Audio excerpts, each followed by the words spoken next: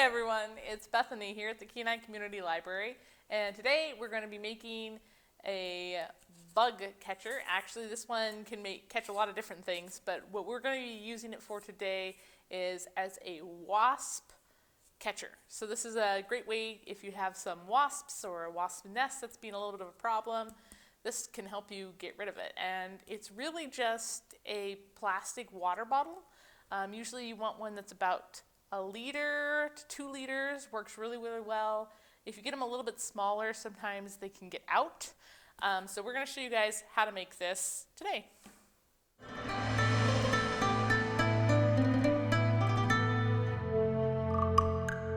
Alrighty, so how this trap works is when you put it together, the bugs can get in, they can't really get out because they try to fly up the sides or crawl up the sides.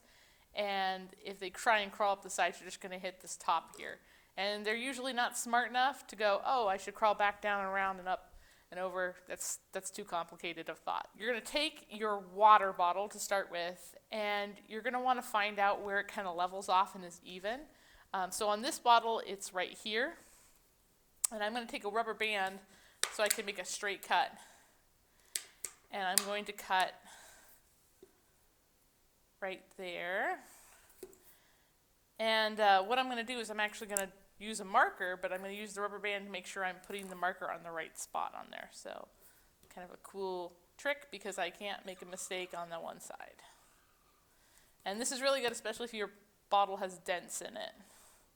Sometimes you kind of have denty bottles and then you don't have to worry about that. The rubber band hugs it. All right. So I have my perfectly straight, mostly even line. And then I'm going to go ahead and I'm going to poke it with some scissors. I have to be kind of careful at this part, and you guys should be too, because you're poking something with a sharp pair of scissors or a box cutter or whatever you're using. Don't poke yourself. So just kind of do it nice and slow. There we go. All right. So now once I've punched through, I can just follow along on this line. There we go. So I'm just going to cut right down my line. And something else I'm going to do is I'm going to cut off this label because I like to make sure I can see my bugs and see if my trap's getting kind of full. Just kind of cut that label off. You don't have to be crazy about getting it all off. It is just so that it's easier for you to see. So then once my bottle is like this, I'm actually going to take and I'm going to put the top back on.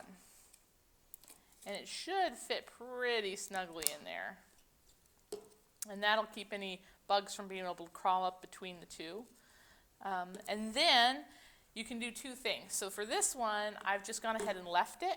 So you can see I kind of left it like this. And I can just sit this out on the table.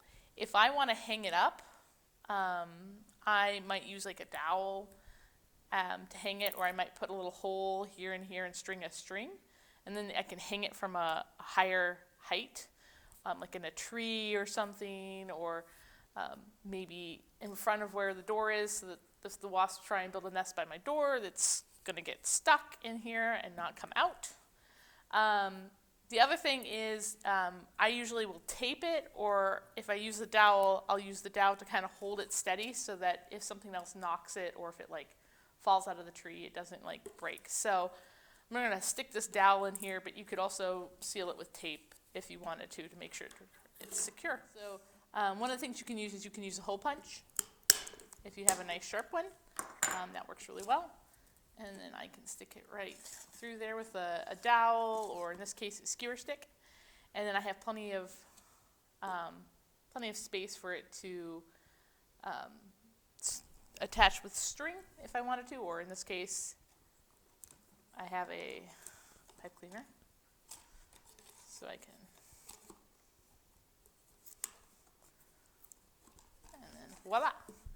So I'm just going to put it sideways so you guys can kind of really see it. The benefits to this one, though, is if I needed to change it out, let's say I'm catching a lot of wasps, I can actually just slide it out, take my top off and dump it out. You probably want to put it in the freezer before you dump it out, just to make sure you kill off those nasty wasps before you try and open it, in case any of them are looking for revenge. But this should work out really well. The one thing that is different is what you want to bait it with. You don't want to bait it with honey. That's going to catch bumblebees, that's going to catch honeybees, which usually aren't the issue. If they are an issue, then use that to bait them, but usually honeybees are owned by someone, so you want to be careful about that one. Instead, what you want to bait it with is something that yellow jackets like. In the early spring, they're liking meat a lot, so put a little bit of lunch meat in there, some hamburger in there, maybe a little teeny piece of fish. They will love it, and they will fly into your trap trying to get it. Later in the year, they kind of like more like juices that are like apple juice or some, I don't know, cherry juice, whatever juice you got around. They'll probably be really interested in that. So that's how to make your very own do-it-yourself wasp or other flying pest catcher. And it works really well. You hang it up with the bait in it, or you can put it on like a picnic table. This is a nice picnic table version. And depending on what your bottle looks like, it'll change its shape a little bit, but it'll still work pretty good. So that's all we have for you guys. I hope you guys go out there and catch your pest problems and keep them in check. Take care, everyone.